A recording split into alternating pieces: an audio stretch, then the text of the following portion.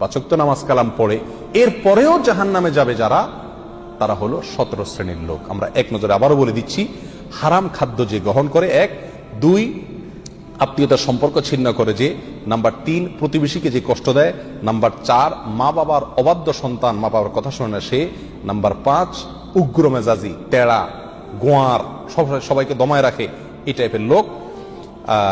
Number 6 অধীনস্থদেরকে, প্রজাদেরকে, যে সমস্ত শাসকেরা, যে সমস্ত রাজারা, যে সমস্ত রাষ্ট্রপ্রধানেরা, সরকার প্রধানেরা বা যে যে লেভেলে আছে সে তার প্রজাদেরকে ধোঁকা দেয় যে তারা।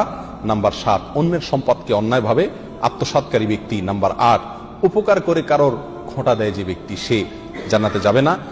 নাম্বার 9 চগলখোর ব্যক্তি জান্নাতে যাবে না, মানুষের পিছনে কথা লাগায় বেড়ায় একজনের আরেকজনের কাছে।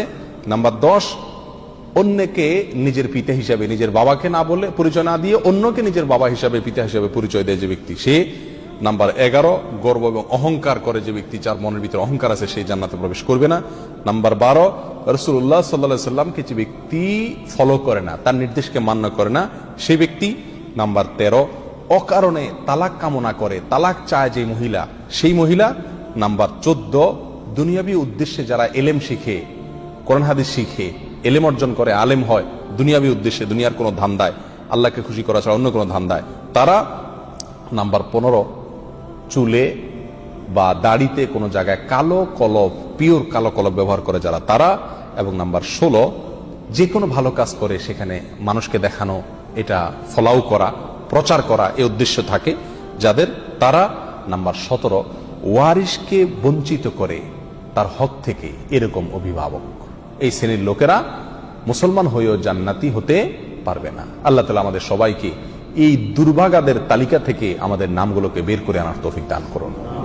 চেষ্টা করব এই 17 শ্রেণীর কোনোটিতে যাতে আমার নাম না থাকে, এটাকে টাঙায় রাখবো, ঝুলায় রাখবো লিস্টটাকে, এবং আমার ভেতরের কোনো পয়েন্ট আছে কিনা সেটা দেখে যাচাই করে সেখান থেকে নিজেকে বের করে আনবো ইনশাআল্লাহ।